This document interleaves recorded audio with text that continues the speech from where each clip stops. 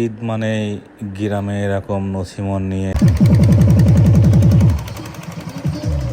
ঈদ মানেই গ্রামে এরকম নছিমন নিয়ে সব তরুণ যুবকেরা এভাবে গাড়িতে করে সারা গ্রাম গান বাজনা করে নেচে নেচে ঈদ উদযাপন করে, যেটা আমরা ছোটবেলায় করি নাই, কিন্তু ইদানিং এই প্রথাটা দেখতেছি।